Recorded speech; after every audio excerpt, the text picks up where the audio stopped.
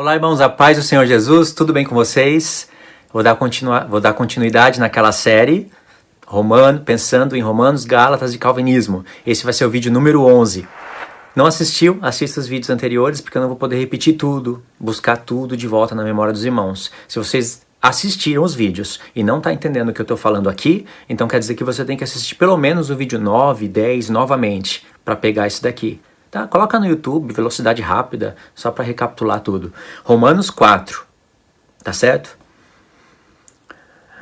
Romanos 4, eu vou ler. A finalidade aqui do aprendizado é mostrar a transição das alianças, mostrar como o calvinismo ensina coisas erradas, malignas. Você tem que se desviar disso, e não somente se desviar, você tem que também ter respostas e fechar a boca de quem quer mostrar um Deus que não existe nas Escrituras, um tipo de salvação que a Escritura não mostra, um tipo de vida eterna que a Escritura não fala, um tipo de Paulo que nunca existiu nas Escrituras, um tipo de ensino que não é bíblico. Você tem que ter respostas para poder ensinar o que é certo, para ensinar o que é verdade, não é? Todo mundo quer ensinar o que é verdade. Então, vamos contextualizar tudo que se usa sem contexto. Romanos 4. Eu vou ler aqui, vou explicar alguns pontos, irmãos. Eu não quero sair batendo sobre tudo. Não dá para explicar tudo certinho, tudo passo a passo, porquê dos porquê. Eu vou focar nos pontos que eu quero focar. E lembra daquelas perguntas que eu falei que existe, perguntas estratégicas nas cartas do apóstolo Paulo? Eu vou estar destacando essas perguntas e explicando alguns pontos. Você pode ver em Romanos e em Gálatas, não sei se você já viu isso, eu pedi para os irmãos verem isso nos vídeos passados. Na epístola de Romanos e de Gálatas, Paulo vai ter várias perguntas. E quando você analisa o estilo dessas perguntas, vocês vão ver que são perguntas tendenciosas. Eu vou repetir só essa parte, tá? Perguntas tendenciosas que ele aplica sobre o seu próprio ensino. E logo em seguida ele dá a resposta, sabe, acabando com aquele tipo de pergunta. Que, na verdade, acabando, eu digo, ensinando o que é certo, ele destrói aquele pensamento. Na verdade, a pergunta do apóstolo Paulo era afirmações na boca das pessoas. Afirmações de pessoas que ouviam os seus estudos e, compreendendo errado, torciam as suas palavras. Isso é fato, isso o apóstolo Paulo permite que a gente enxergue nas Escrituras. Eu chamo de mensagem secreta, porque eu nunca vi pessoas ensinando isso. Não estou falando isso porque eu sou o único. Eu não vou ser o único a ensinar isso. Muitas pessoas vão ensinar isso, mas até hoje eu não vi. E isso faz parte daquelas mensagens secretas que estão na palavra de Deus. O próprio Deus, inspirando o apóstolo Paulo, que deu todo o entendimento para Paulo, ele monta mensagens secretas para o nosso tempo. Ele permite que a gente possa remontar peça por peça do contexto no qual Paulo escreveu as cartas, que é um contexto de transição de alianças, aí a gente interpretar as palavras do apóstolo Paulo naquele contexto, sem invalidar o contexto no qual foi escrito as cartas. Paulo escreveu as cartas num contexto onde tinha templo de pé, num contexto onde tinha pessoas pregando salvação por obras da lei, não por qualquer tipo de obra, por obras da lei. Paulo pregava a salvação por obras. Obras da lei? Não, obras da fé. Ele pregava a salvação por obras da fé. Obras da fé, quem pratica, recebeu a graça de Deus. Quem recebe a graça de Deus, recebe a graça de poder guardar os mandamentos de Deus. Falhou, se arrependeu, você tem um sumo sacerdote nos céus. Mas isso é a verdadeira graça de Deus. É o que Pedro fala. Pedro inicia sua carta falando da graça. No final da carta ele fala, essa é a verdadeira graça de Deus. Então você olha para o final da carta e olha para o começo da carta e olha para o final, ele está falando de uma verdadeira graça. E no decorrer da carta, no meio dela, você vai ver que Pedro fala dos mandamentos de Deus, de coisas que nós temos que praticar, de pessoas que foram chamadas, receberam do Espírito, receberam os mandamentos, mas acabaram se esquecendo dos seus pecados anteriormente purificados, e Jesus purifica pecados na cruz. Abandonaram o reto caminho do Senhor, e Pedro não tem na fala de Pedro as coisas que os calvinistas falam. É porque eles nunca foram salvos. Receberam purificação dos seus pecados. Acorda. Receberam o mandamento do Senhor. Se extraviaram do reto caminho. Pedro não disse, mas é porque nunca foram salvos. Eles se enganaram.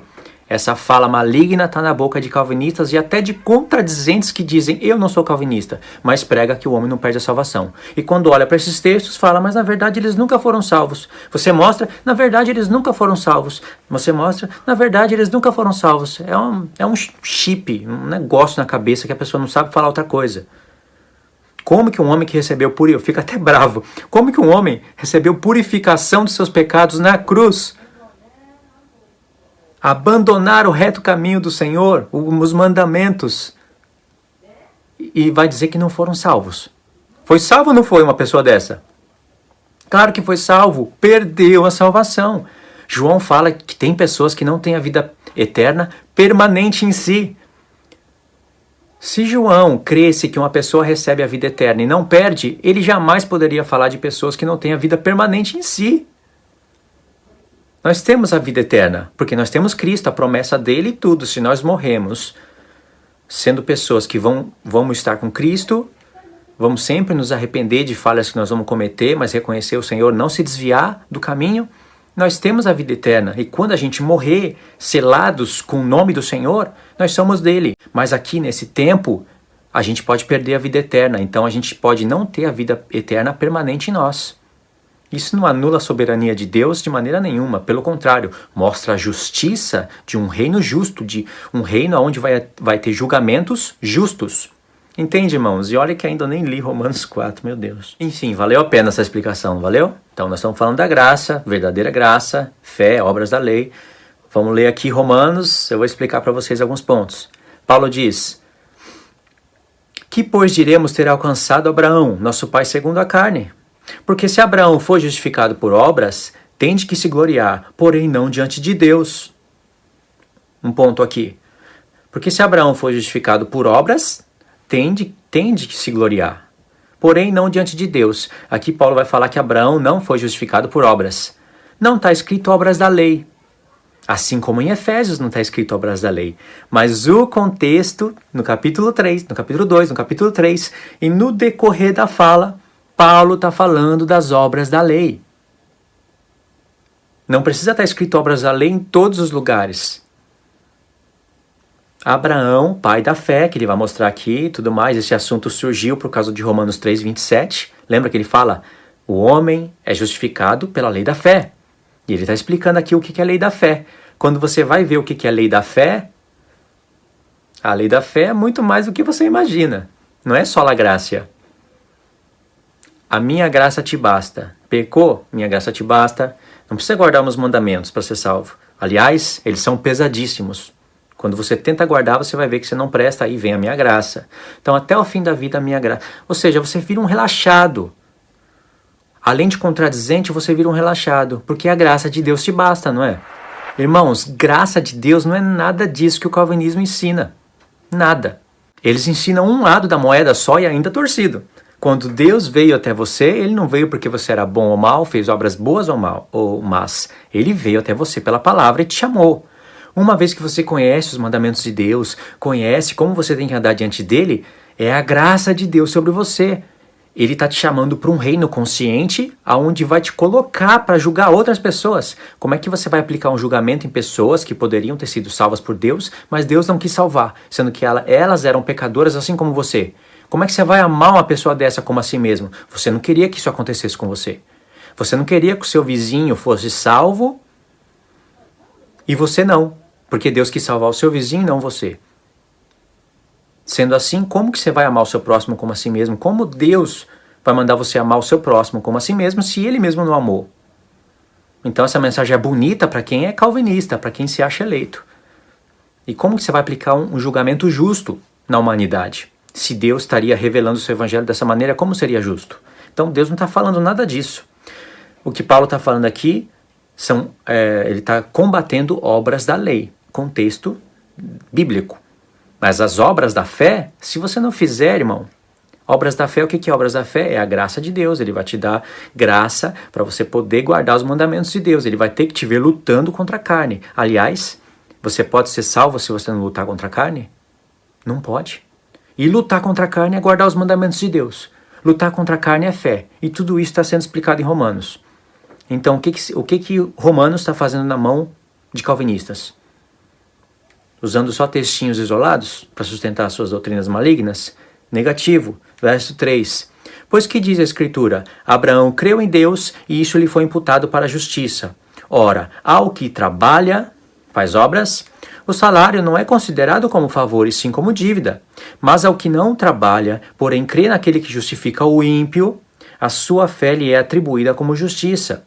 E assim também que Davi declara ser bem-aventurado o homem a quem atribui justiça, independentemente de obras. Não está escrito obras da lei de novo. Mas vamos continuar lendo? Aí Paulo vai citar o texto que estava em Salmos. Bem-aventurados aqueles cujas iniquidades são perdoadas e cujos pecados são cobertos. Bem-aventurado o homem a quem o Senhor jamais imputará o pecado. Aí olha a pergunta do apóstolo Paulo em relação com o que ele falou antes de ser justificado por obras ou não. Vem, pois, esta bem-aventurança exclusivamente sobre os circuncisos ou também sobre os incircuncisos? Visto que dizemos, a fé foi imputada a Abraão para a justiça. Como, pois, lhe foi atribuída?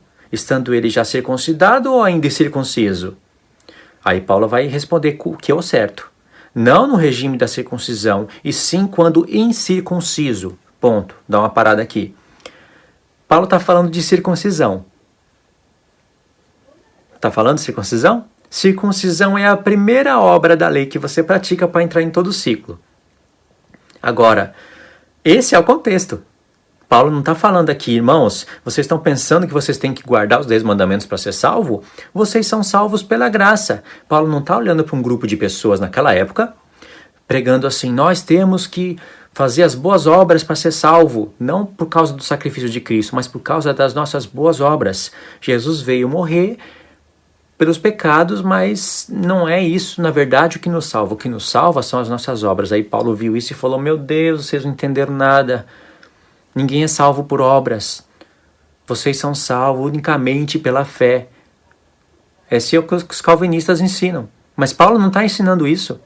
Paulo está ensinando que o homem não precisa ser circuncidado, entrar na primeira aliança, participar de tudo o que a lei mandava participar para ser justificado uma vez que veio Cristo. Por isso que em Gálatas ele explica que as obras da lei, não precisa estar escrito obras da lei em todos os textos, olha o contexto, circuncisão é obras da lei. Por isso que Paulo fala em Gálatas que as obras da lei, elas mostram o pecado para a pessoa, mostra que a pessoa está debaixo do pecado, as obras da lei mostram isso, e também serve de aio para conduzir as pessoas a Cristo. Mas vindo Cristo, não estamos mais debaixo de aio. Agora o homem vai ter que praticar obras da fé para ser salvo. Mas e a graça de Cristo? A graça de Cristo é essa. Ele vai te perdoar, vai mostrar o que você faz de errado, e agora ele vai dar para você a oportunidade de fazer o que é certo, para você ser salvo. Se ele não te dá essa oportunidade, se ele não envia Cristo para morrer na cruz, para ser o seu intercessor durante toda a sua vida, você iria fazer o quê? Nada. Mas você tem responsabilidade. Está na tua mão. Não está só na mão de Cristo. Se depender dele, ele salvaria todos, mas ele não quer salvar um exército de robô. Ele quer salvar um exército de pessoas conscientes. Vamos continuar na parte número 12. Essa é a parte número 12, irmãos, do vídeo, ok? Estamos em Romanos, capítulo 4. Como eu dizia, Deus não quer salvar um exército de robôs, um exército de pessoas eleitas que Ele programou para depois que elas verem que são eleitas, elas praticarem as obras, não para serem salvas, e sim porque, como resultado da eleição, a pessoa vai ter fé e vai praticar obras porque foi eleito por Deus, e as outras? As outras não. Poderiam ter sido, mas não, Deus não quis, Ele não quer salvar todo mundo, então você fica feliz porque você foi escolhido. E não questiona Ele, porque você é barro e o barro não questiona o oleiro. Olha, que mensagem das trevas é essa, irmão? Claro que eu poderia ir para Romanos. Talvez você deve estar pensando, é que ele não lê Romanos 9. Irmãos, a única coisa, se você é calvinista, a única coisa que você iria desejar é que eu fosse explicar Romanos 9. Porque, nossa, está em Romanos 4, nós vamos chegar lá. Uma hora ou outra a gente chega lá. Então, olha o contexto. Olha o que Paulo está falando. Então, aqui no verso 11. e recebeu o sinal da circuncisão como selo da justiça da fé que teve quando ainda incircunciso, para vir a ser pai de todos os que creem, embora não circuncidados, a fim de que lhes fosse imputada a justiça. E pai da circuncisão, isto é, daqueles que não são apenas circuncisos, mas também andam nas pisadas da fé que teve Abraão, nosso pai, antes de ser circuncidado. Olha o verso 13. Olha a ligação. Não foi por intermédio da lei que Abraão ou a sua descendência coube a promessa de ser herdeiro do mundo, e sim mediante a justiça da fé. Pois se os da lei é que são herdeiros, anula-se a fé e cancela-se a promessa, porque a lei suscita a ira, mas onde não há lei, também não há transgressão. Essa é a razão porque provém da fé, para que seja segundo a graça, a fim de que seja firme a promessa para toda a descendência, não somente ao que está no regime da lei, mas também ao que é da fé que teve Abraão, porque Abraão é pai de todos nós, como está escrito: por pai de muitas nações te constituí, perante aquele no qual creu, o Deus que vivifica os mortos e chama à existência as coisas que ainda não existem. No verso 18 ele ia continuar o assunto, mas agora eu vou explicar para vocês. Verso 13. Não foi por intermédio da lei que Abraão ou a sua descendência coube a promessa de ser herdeiro do mundo, e sim mediante a fé da justiça. Quando Paulo fala não foi por intermédio da lei, jamais ele está falando dos 10 mandamentos. Porque os 10 mandamentos é a promessa do Espírito Santo. Ele provém da promessa do Espírito Santo ser colocado no coração do homem, ser escrito. Quando Paulo olhou para Jeremias 31 e viu Deus dizendo: eis que vem dias, diz o Senhor, e que farei nova aliança com a casa de Israel e com a casa de Judá, não conforme a aliança que fiz com seus pais, no dia em que os tomei pela mão, tirei eles da terra do Egito, porque eles não permaneceram na minha aliança, invalidaram, quebraram a minha aliança. Mas esta vai ser a aliança, então eu não atentei para eles, mas esta vai ser a aliança que eu vou fazer com a casa de Israel. Vou imprimir a minha lei na sua mente e vou escrever elas no coração. Deus vai catar os 10 mandamentos que são santos e vai começar a colocar no coração de um homem carnal, dentro de um homem de carne, aonde habita o pecado e através do pecado entra a morte. Se vocês pararem para pensar só nisso, vocês vão ver que Paulo olhou para esse texto e aí surgiu Romanos 7. E aí surgiu Gálatas 5. Antes de Paulo falar o que ele falou em Romanos 7, ele escreveu Romanos 5, falando que através de um homem entrou o pecado e através do pecado a morte. E por isso que todos pecam, porque todos morreram. Todos morrem porque todos pecam. Ele explicou isso antes de falar o que falou em Romanos 7. Irmãos, a morte ela tem entrada unicamente pelo pecado, e o pecado é a transgressão da lei. Os 10 mandamentos é a transgressão desses mandamentos. Deus vai escrever eles no coração. Você acha que é um passe de mágica? Como é que Deus escreve a lei no meu coração? Ele dá me mostrando todas as coisas. Agora eu sei que antes eu roubava, agora eu não posso roubar mais. E se eu roubar? Se eu roubar, eu vou ter que me arrepender, restituir e continuar o meu caminho, pedir perdão para Deus, por isso que ele está como sumo sacerdote, porque ele sabe que a gente ia errar, mas ele ia ver a gente lutando para não fazer. Aí está o mistério da fé. Porque agora, por que você está fazendo isso? Porque você tem fé que você fazendo isso, você está agora sendo guiado pelo Espírito no caminho da nova aliança e você vai ser salvo. Você vai ter um corpo glorificado e você não vê esse corpo. Esse é o mistério da fé. Guardar os mandamentos de Deus é fé, fé é guardar os mandamentos de Deus. Isso é graça. Deus deu pela graça, porque ele está chamando um reino de conscientes. Ele está fazendo a convocação de pessoas conscientes, de pessoas que sabem o que é travar uma luta contra a carne. Aí a fala maligna, que vem de um certo grupo de pessoas, é essa. Se você foi eleito, você vai travar uma luta contra a carne. Se você não foi eleito, automaticamente você não vai travar uma luta contra a carne. Essa é a fala maligna. Mas será que essa fala maligna está na Bíblia? Não está. Não existe. Você vai ver pessoas, Deus se entristecendo, triste, por pessoas que ele chamou e não permaneceram na fé. Em Romanos 10, por exemplo, que é contexto de Romanos 9, que é contexto de Romanos 8, Eu falo isso porque Romanos 9 é usado para sustentar o calvinismo. Em Romanos 10, quando Paulo vai concluir o assunto que ele iniciou em Romanos 9, ele vai dar uma semi-conclusão, porque em Romanos 11 finaliza. Ele fala assim, ele cita um texto que Deus dizia: todos os dias estendi as minhas mãos a um povo rebelde e contraditório. Ele está fazendo um contraste entre Israel e os gentios, que não conheciam a Deus. Esse povo rebelde e contraditório é tudo que está escrito na palavra. Todas aquelas gerações perversas que Deus mandava os profetas e falava: se arrependa, se arrependa, se arrependa. E muitos, a maioria, não se arrependia. E Deus está falando: eu estendi as minhas mãos. Agora pensa, se Deus estendeu as mãos dele é para salvar. Ou qual será a invenção para isso agora? Qual seria a invenção? As mãos dele é para salvar.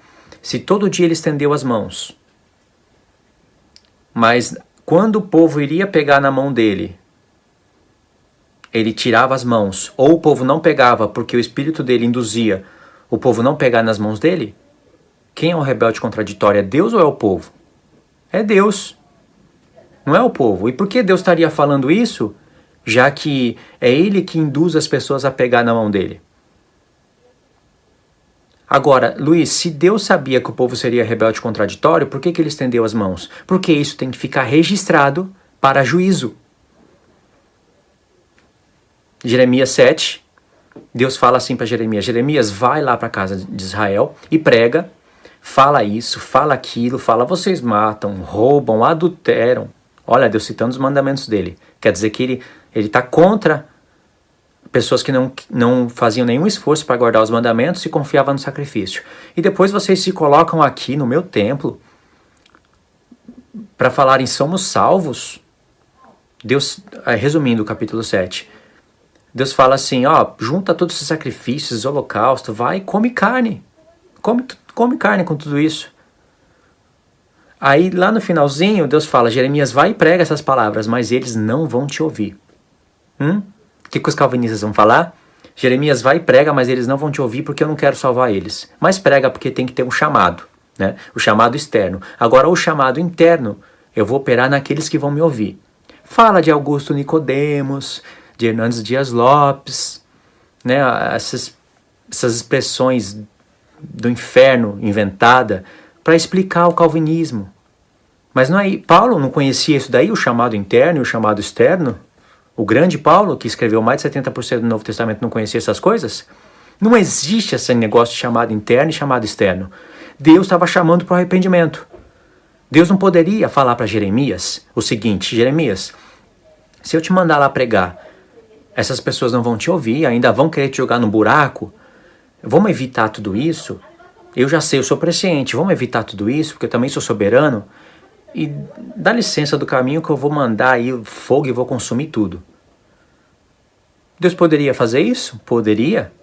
Mas e aí? O mundo viu isso? Os céus e a terra contemplou isso? Porque Deus chama os céus e a terra por testemunha. Tanto no livro da lei como em Jeremias. Chamo agora os céus e a terra como testemunha de que eu estou pondo os dois caminhos diante de vocês e estou falando: escolha o bem. Duas testemunhas no dia do juízo vão testemunhar. Os céus e a terra vão testemunhar que Deus deu dois caminhos para os homens. E falou: escolha o bem para que vocês vivam. Mas aí sabe o que algumas testemunhas querem testemunhar? Que Deus colocou dois caminhos diante do homem e pegou um grupo de eleito e colocou no caminho do bem e outro grupo no caminho do mal. São verdadeiras testemunhas? Não. Não são. Verdadeiro evangelho? Não, não é. Pode ter o homem com a aparência mais santa no YouTube. Paulo Júnior, por exemplo. Eu gostava muito dele. Se começar a pregar que o homem não perde salvação, que o homem é eleito pela graça, que não precisa fazer nada para ser salvo, começou a pregar isso, é contradizente, pode comparar com as mensagens antigas dele, é contradizente, está se tornando rebelde às escrituras e logo vai se inclinar para o calvinismo, sei lá qual é o motivo, salário, dízimo, não sei qual é o motivo, mas o coração já está desviado da palavra. Não dê ouvido para pessoas assim. Mas ele prega a santidade, Luiz. Ele pregava a santidade e também pregava que o homem tem poder de escolha. pregava contra a reforma. E agora? Ele prega a mesma coisa? Então, vai pregar que o homem precisa de santidade, mas o homem só tem santidade se Deus colocar esse homem para ser salvo. O outro, ele coloca tropeço. E aí o homem que foi salvo, que era pecador tanto quanto o outro, um dia, na ressurreição, vai aplicar uma condenação, porque vai julgar o mundo, vai aplicar uma condenação no outro sujeito que poderia ter sido salvo. Durante a vida, era pecador como o outro, andava errado como o outro, mas agora vai falar, ó, você está condenado por isso e por isso e por isso. Mas você só foi salvo porque Deus programou você para ser salvo. Você agiu de conformidade com a eleição que ele fez antes do mundo. Eu poderia estar como você, estar como rei. Eu poderia agora estar julgando as nações, mas eu não posso. Deus só deixou as coisas rolar. Ele só deixou você andar no caminho. Você nasceu assim. Infelizmente, na terra você nasceu para sofrer, para se desviar dos caminhos do Senhor, ou para nunca ter conhecido Ele, e agora você ressuscitou para receber uma condenação. Quando eu falo que nenhum calvinista, morrendo calvinista, vai se assentar no tribunal de Cristo, eu falo isso com toda a consciência e estou disposto a receber qualquer condenação ou juízo de Deus se eu tiver errado. Tenho consciência do que eu estou falando. Eu sei que essas minhas palavras agradam a Deus. Essa é a parte número 3 do vídeo, irmãos. Relembrando, o título do vídeo é Pensando em Romanos, Gálatas e Calvinismo. Eu estou usando mais Romanos, não estou usando Gálatas ainda, mas vou usar, quando chegar em um determinado ponto de Romanos, eu vou usar Gálatas. E sempre vou estar falando do calvinismo. Então, o vídeo é em torno disso até o fim. Tá certo? Desfazendo doutrina errada, pondo a doutrina verdadeira, induzindo as pessoas a olharem para um contexto maior das Escrituras. Romanos, verso 13. Romanos 4, verso 13. Não foi por intermédio da lei que Abraão ou sua descendência coube a promessa de ser herdeiro do mundo, e sim mediante a justiça da fé. Pois se os da lei é que são herdeiros, anula-se a fé e cancela-se a promessa. Paulo está falando, irmãos, a mesma coisa que ele falou em Gálatas. Esse é o contexto da carta. Outras palavras de vida eterna, justiça eterna e frases como vida eterna é dom gratuito de Deus não pode ser interpretado sem todo o contexto.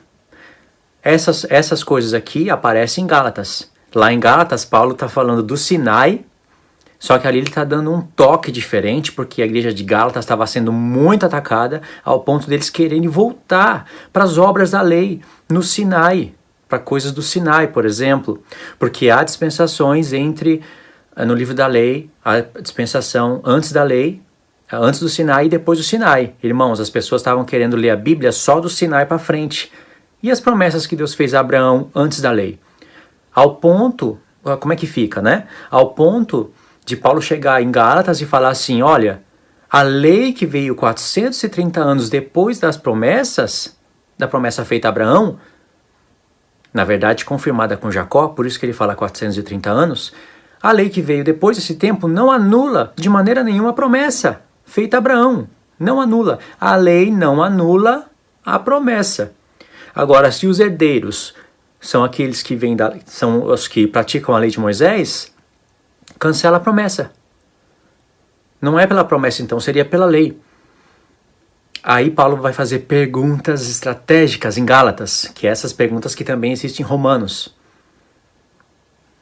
Aí você começa a entrar no contexto daquela época e ver as lutas do apóstolo Paulo, os conflitos, as resistências, como ele sofria, como a igreja de Gálatas era atacada por um lado, a igreja de Romanos não estava sendo atacada como Gálatas, mas Paulo estava fazendo a prevenção dessas coisas, como a igreja de Efésios era diferente nesses pontos, a gente não vê ali nada que ela estava sendo atacada, mas a gente vê Coríntios também sendo atacado por esses pontos, a igreja que mais recebeu o ataque foi Gálatas.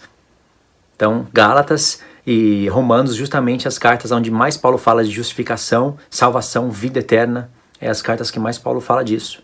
As cartas que mais os calvinistas usam para sustentar o calvinismo.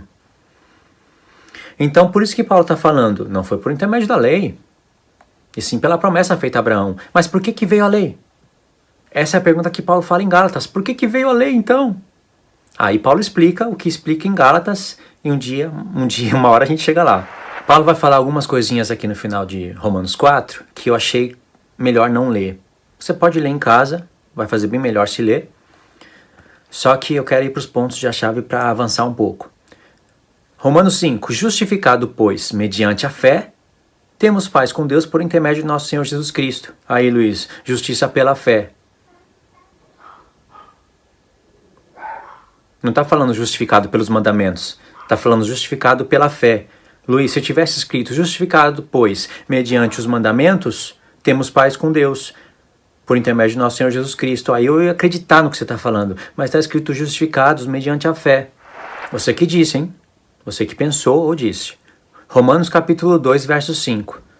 Primeira vez que Paulo vai falar de justificação em Romanos. Tem justificação por fé, por graça, pelo sangue, pelo nome do Senhor. E todas essas coisas são as mesmas coisas. Por que justificados pelo nome? Porque o nome é Yeshua, salvação. Ele veio trazer salvação como? Derramando o seu sangue. Porque agora a gente crê, é verdadeiro sacrifício. Agora, derramando seu sangue para ressuscitar. Sabe, todo esse contexto aí que não dá para repetir agora. Derramando seu sangue. Por que por graça? Porque isso é a graça de Deus.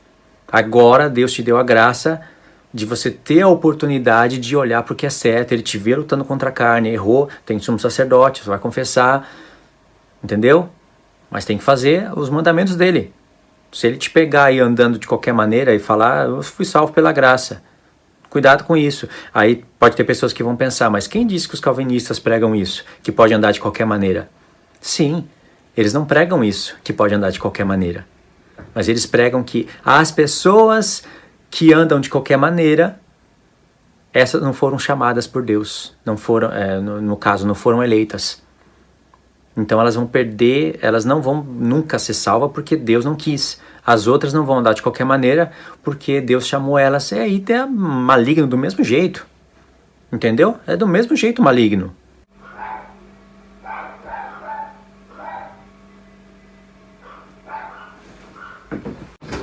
Bebel!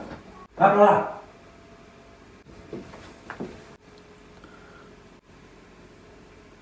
Enfezei com essa cachorra agora, gente.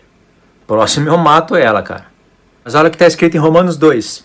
Mas segundo a tua dureza e coração impenitente, acumulas contra ti mesmo ira para o dia da ira e da revelação do justo juízo de Deus. Justo juízo de Deus. Jamais será o juízo que os calvinistas apresentam que um dia vai acontecer. Que retribuirá, olha qual é o justo juízo de Deus. Irmãos, frisa isso na tua Bíblia, sabe? Pinta de amarelo, de roxo, de verde. Trabalha a mente nesse texto, porque isso é escritura.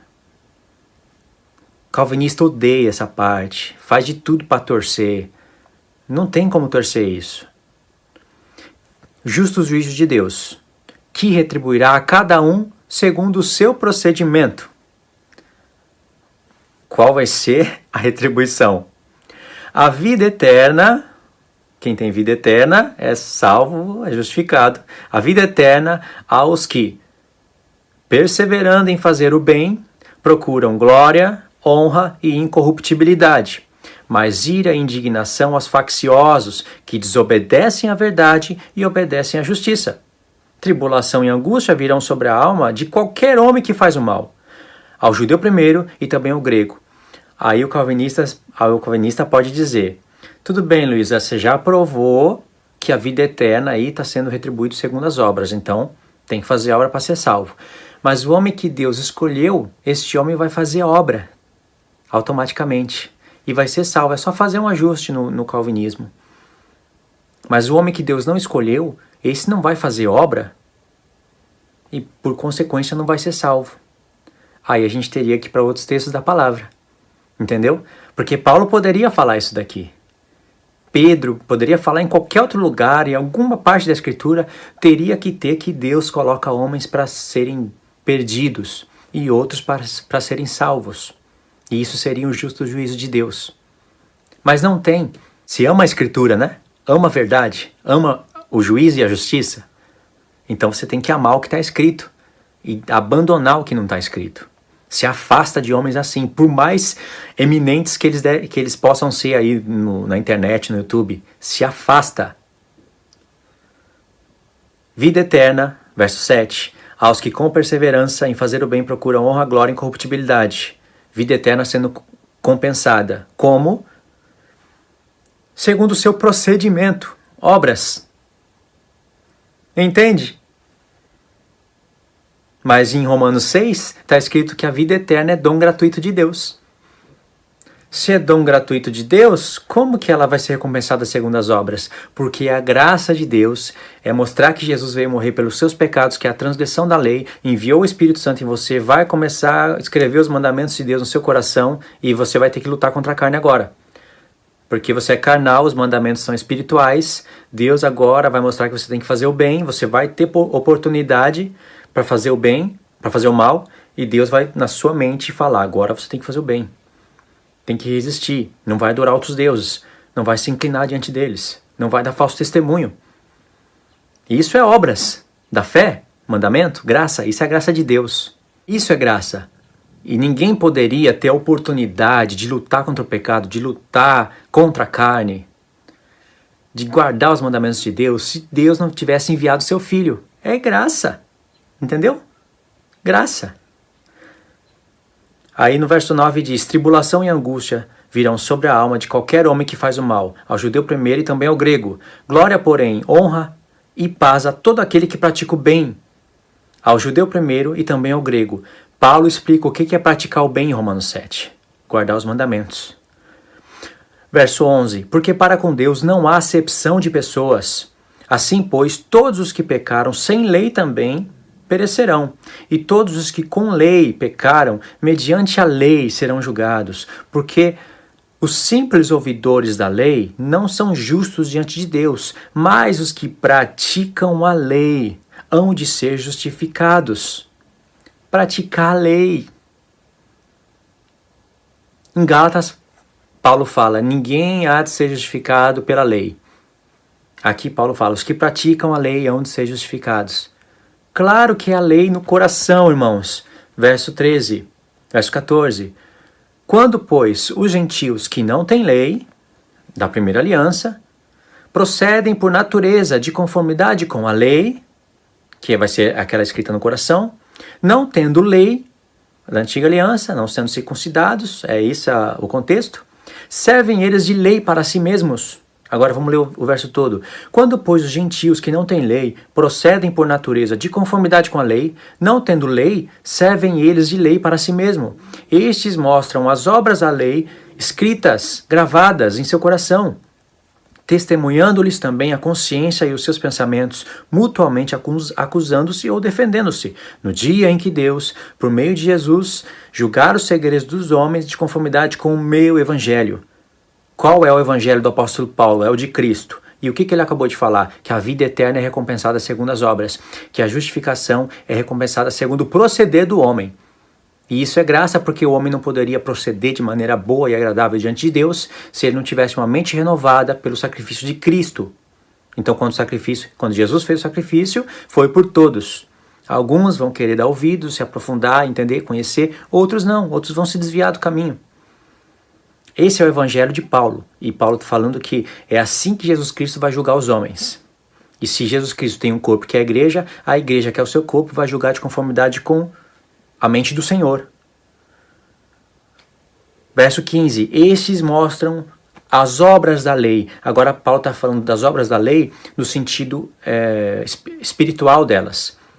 Cordeiro, primícias, tudo ali, o ciclo das festas, sacrifícios, refletiam a casa de Deus espiritual. Lembra que Pedro fala? Casa espiritual sois vós, para fazer sacrifícios espirituais a Deus. Agora as realidades da lei são escritas no coração, isso é através dos mandamentos. Porque todo o sacrifício pelos pecados e todo aquele ciclo veio por causa da transgressão dos 10 mandamentos e também porque estava escrito em tábuas de pedra. Certo? Vamos continuar no próximo vídeo, irmãos. Parte número 14. Vamos continuar. Estava falando do julgamento. Cada vez que eu paro o vídeo, irmãos, só para vocês entenderem, cada vez que eu paro o vídeo, é facinho de você perder o foco do que você estava falando antes.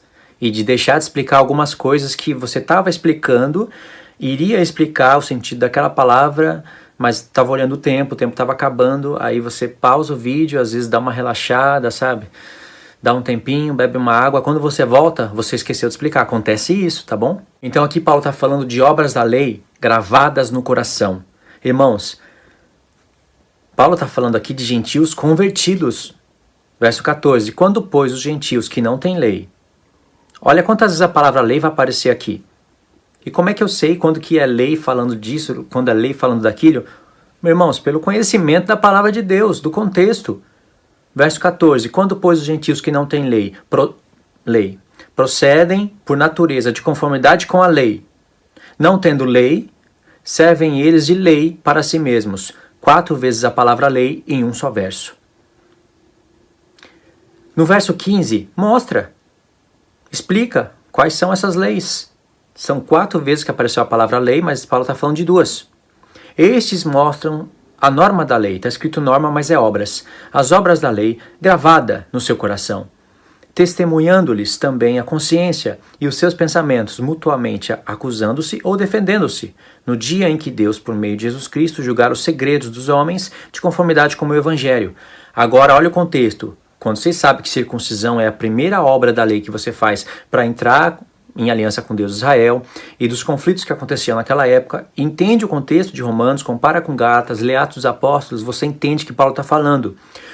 Esses gentios não são qualquer tipo de gentios, são gentios que haviam se convertido a Deus, que não precisavam se circuncidar, porque se circuncidar tem que ir para as festas, para o ciclo das festas, para um tabernáculo terrestre, receber expiação pelos pecados. Por um homem circuncidado por mãos de homens, com sangue de animais num templo terrestre, depois da vinda do Filho de Deus? Não. Depois não. Agora, pessoas que foram chamadas por Deus, judeus ou gentios, estando circuncidados, esses não poderiam chutar o pau da barraca e falar, agora eu sei a realidade, não preciso mais fazer nada. Paulo explica isso. Paulo fala, permaneça na circuncisão. Ele não explica o porquê, assim em todas as palavras, mas é claro que você tem que permanecer na circuncisão, mesmo sendo chamado por Cristo e conhecendo agora Cristo através das festas, compreendendo tudo aquilo que você fazia, agora vendo a realidade das coisas em Cristo. Se você parar de fazer, você vai ser considerado. Se você parasse de fazer naquela época, todas as coisas, você ia ser considerado um apóstata. E como você ia pregar a palavra? Se você não faz, você tinha que ser como Paulo. Ele ia para as festas, ele se esforçava para estar em Jerusalém no dia de Pentecoste. E ele explica, porque uma grande porta me é aberta. Ele não falou que estava se esforçando para estar em Jerusalém no dia de Pentecoste, porque ele tinha que cumprir a lei, como alguns judeus messiânicos querem dizer. Que ele cumpria as festas. Então, no contexto agora deles, pregando com todo aquele visual judaico, vamos praticar as festas, porque Paulo praticava a festa. Não é isso que Paulo está dizendo. Paulo está dizendo que se esforçava para estar em Jerusalém no dia de Pentecoste, porque uma grande porta lhe era aberta. Ele ia pregar Cristo ali. Agora, como é que ele vai pregar Cristo se ele não pratica nada? Como é que os judeus vão dar ouvido para ele? Como é que até gentios que estavam na primeira aliança iria dar ouvido para ele? Então Paulo fala em 1 Coríntios 7, os que foram chamados circuncidados, permaneça. Vocês são justificados por Cristo.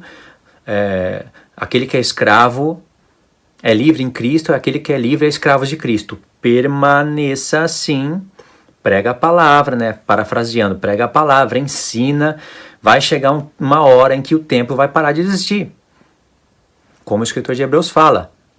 Hebreus 8, Hebreus é uma carta importantíssima, a carta todinha é de transição de aliança. Existem versos na carta de Paulo que são textos difíceis de compreender, porque são textos que eu chamo de textos de transição de aliança. Agora, a epístola de Hebreus, toda ela é uma transição, ela serve para fazer a transição das alianças. Em Hebreus 8, no verso 1, o escritor de Hebreus fala, a suma das coisas que temos dito até agora é que temos um sumo sacerdote à destra de Deus, ministro de um verdadeiro santuário. Primeiro ponto, o escritor está falando, eu comecei a falar das festas, da festa do dia da expiação no início da carta. E vim falando um monte de coisas até aqui. Expliquei o sumo sacerdócio, o sacrifício, coisas lá, eu expliquei em Hebreus 4, expliquei coisas em Hebreus 5, falei de Melquisedeque. Mas o mais importante que temos falado até agora é que nós temos um sumo sacerdote à destra de Deus. Ponto 1. Ou seja, ele catou todo o contexto da carta e jogou em Hebreus 8, verso 1. Eu estou falando por capítulos e versos para vocês entenderem. Ou seja, não descontextualiza a carta de maneira nenhuma. Ponto 2. Quando ele fala que Cristo é o ministro do verdadeiro tabernáculo, ele não está chamando o tabernáculo de Moisés, ou templo de Salomão, ou de Neemias, de falso, de coisa falsa. Ele está falando que aquilo era sombra. Às vezes a palavra verdadeiro está no lugar da palavra sombra, por causa do contexto, entendeu? João fala, por exemplo, a lei veio por intermédio de Moisés, mas a graça e a verdade veio por intermédio de Jesus Cristo, porque por eles recebemos graça sobre graça. Quando João fala isso, de maneira nenhuma, João está falando que a lei que veio por intermédio de Moisés é sem graça e era mentira. Agora, a verdade veio por intermédio de Jesus Cristo. Não. João disse, a lei veio por intermédio de Moisés. Tem um contexto todo na mente dele. Mas a verdade, a graça e a verdade vieram por intermédio de Jesus Cristo. Se eu errei alguma palavrinha aí, irmãos, depois vocês colocam o texto aí. Estou puxando de memória. Porque por ele recebemos graça sobre graça. Quando João está falando isso, ele está falando que a lei tinha sombra das coisas. Mas agora a realidade, a verdade, a realidade, a graça veio por intermédio de Jesus Cristo. Porque ele veio trazer toda a realidade. E é graça sobre graça. Tinha graça no Antigo Testamento. O homem estava preso no Egito, foi liberto, recebeu terra, recebeu condições de plantar, de entregar primícias, tinha expiação dos pecados todos os anos. Estava escrito, aquele que fizer essas coisas, por elas viverá. Ninguém poderia fazer nada contra o povo de Israel se Israel obedecesse o mandamento de Deus.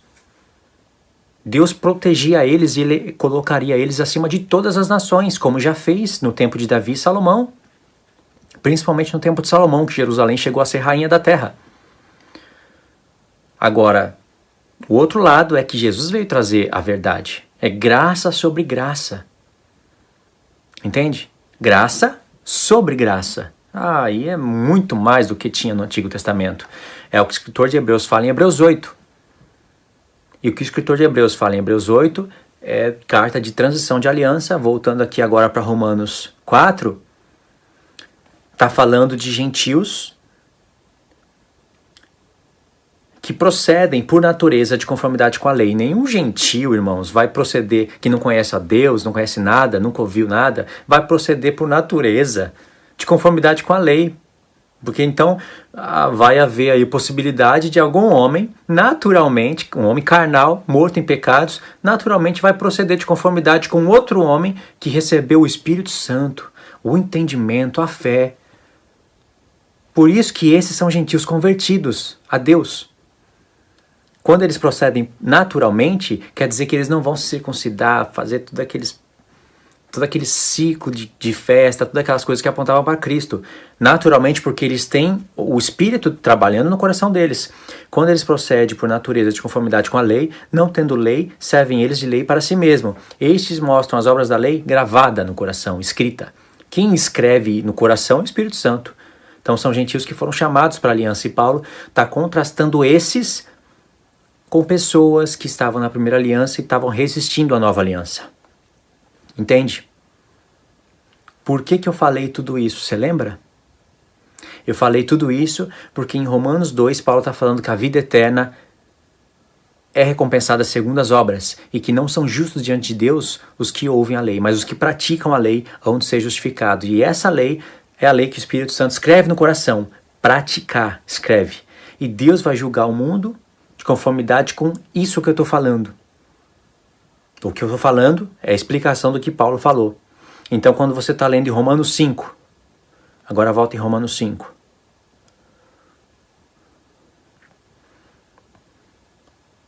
Justificado, pois, mediante a fé, temos paz com Deus por meio do nosso Senhor Jesus Cristo. Isso é fé, na mente do apóstolo Paulo. Fé não é somente falar que crê. Tiago fala, os demônios creem, mas não obedecem. Quando você fala, eu tenho fé, ainda que você não tenha consciência, você está falando que você vai obedecer os mandamentos de Deus. Se você pecar, você tem um sumo sacerdote, você vai estar fazendo essas obras e isso é condição para você ser salvo. Mas Luiz, aonde fica o sacrifício de Cristo? Irmão, sem sacrifício você não tem Espírito Santo. Você não poderia nem estar entendendo o que eu estou falando. É graça de Deus. Graça tem uma bagagem, um conteúdo todo da Escritura. O calvinismo quase que gerou uma geração de contraditórios, rebeldes e contradizentes. Nossa, contraditórios, rebeldes, contradizentes. Agora eu entrei em contradição. Gerou uma geração de pessoas contraditórias, rebeldes, infiéis às Escrituras. Isso o calvinismo conseguiu gerar. Torce vida eterna, torce salvação, torce justificação, torce graça. Vai falar de escatologia, ensina errado. Irmãos, quantos de vocês conseguiram entender que o calvinismo não presta? Talvez vocês vão colocar eu consegui entender perfeitamente. Mas quantos de vocês estão dispostos a varrer isso daí do caminho? Vai ter pessoas que vão resistir, mas vai ter pessoas, irmão, que vão ser quebradas. Vão se converter à verdade. Nossa, Luiz, que exagero. Então a pessoa não vai ser salva? Se crê no calvinismo, isso compete a Deus. O que eu sei é que essa pessoa não vai se assentar no tribunal de Cristo. E quando eu falei isso nos vídeos passados, as pessoas pensaram que eu estava dizendo que essa pessoa não é salva. Não é falta de ler a Bíblia? Você acha que toda pessoa salva vai se assentar no tribunal de Cristo? Se você acha isso, irmãos, você tem que ler Daniel de novo. Você tem que ler Zacarias. Toda pessoa salva vai se assentar no tribunal para julgar. Certo? Então quer dizer que todo salvo vai ter o mesmo nível diante de Deus. Você não tem consciência do que é um reino. Até no reino humano não é assim como você está pensando. No reino humano todo mundo tem o mesmo nível. Tem pessoas que vão ser salvas por Deus, nem sequer vão ser chamados de esposa, mas vão ser salvos. Isso tem nas Escrituras. Ou será que Deus vai colocar a igreja para reinar sobre a igreja? Você já ouviu isso já? Eu já ouvi, muito comum na Assembleia de Deus a gente ouvir isso. Todos vão ser salvos, aí todos têm que ser igualzinho diante de Deus, não pode ter nem maior nem menor, né? E aí, mas aí, a igreja vai reinar sobre quem? Se Jesus veio, destruiu todos os ímpios e ficou só a igreja.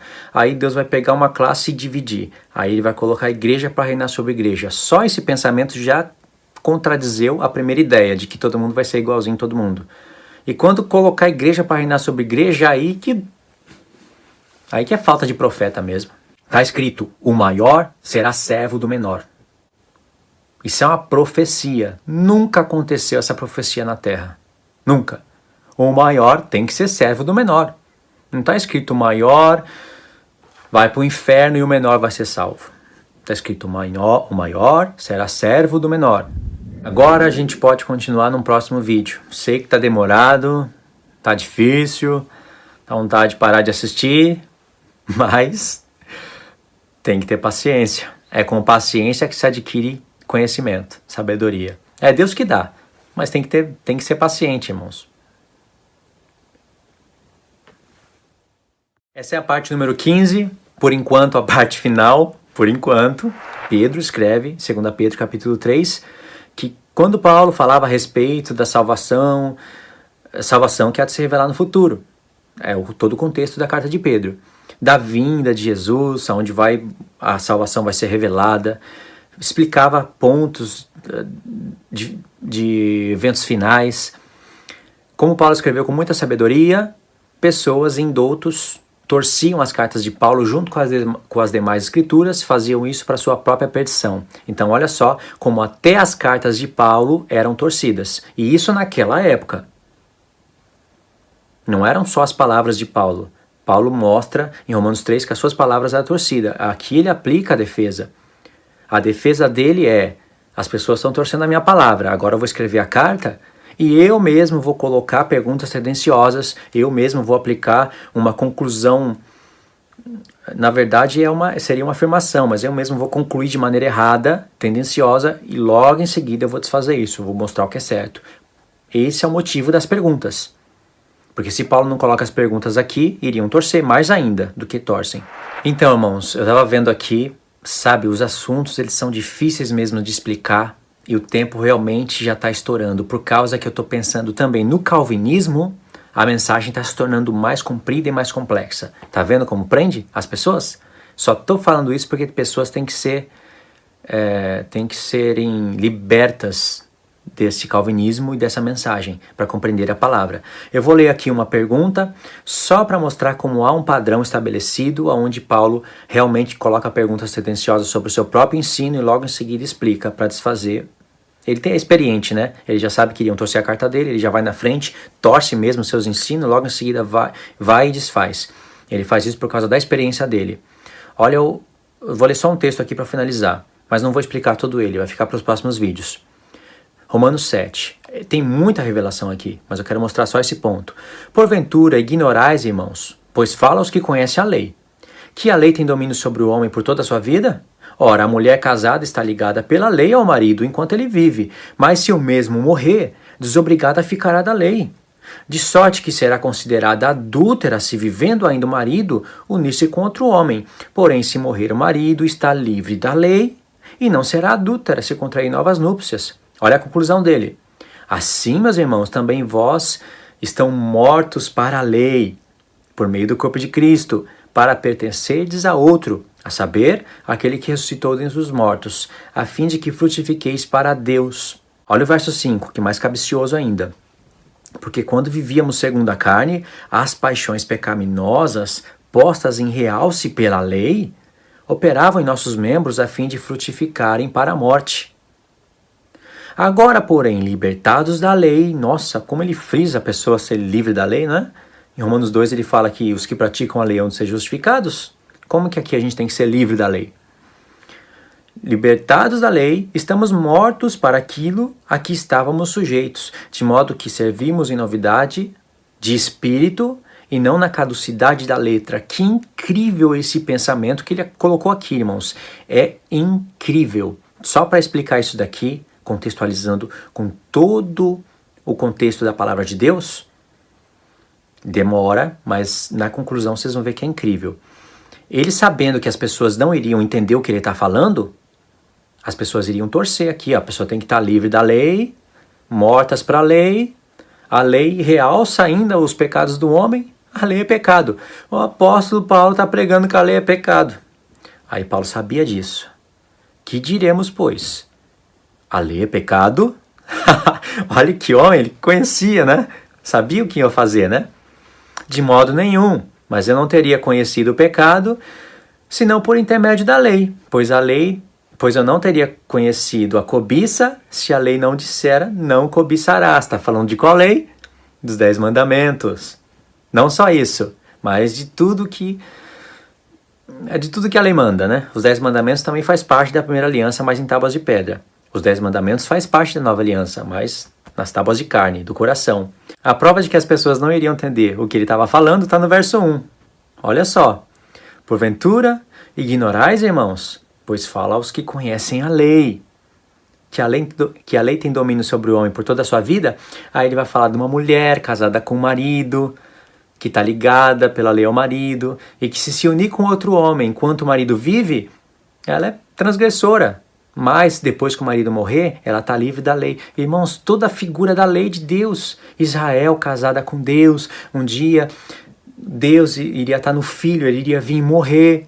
Toda a figura aqui, por isso que ele falou, fala os que sabem a lei. Os que não sabem a lei vão pensar que a lei é pecado. Vão torcer minhas palavras, então eu mesmo vou na frente. É a lei pecado? Entendeu, irmãos? Isso é um padrão na carta. Em Gálatas também tem dessas coisas aqui. Tá bom, irmãos? Eu vou finalizar o estudo aqui. Eu sei que falar do calvinismo é estendido, demora, já poderia ter avançado, já poderia estar em Romanos e Gálatas, mas aí eu não poderia tocar no calvinismo. E aí as pessoas iriam pensar que eu também sou um calvinista escondido, sabe? E eu quero que as pessoas vejam livremente, abertamente, que eu sou contra essa doutrina. E que por causa disso, Deus me deu a conhecer essas coisas. E aí Deus quer que vocês conheçam também, com certeza. É isso daí então, irmãos. Fiquem na paz de Cristo. Deus abençoe todos vocês. Leem Romanos, leem Gálatas.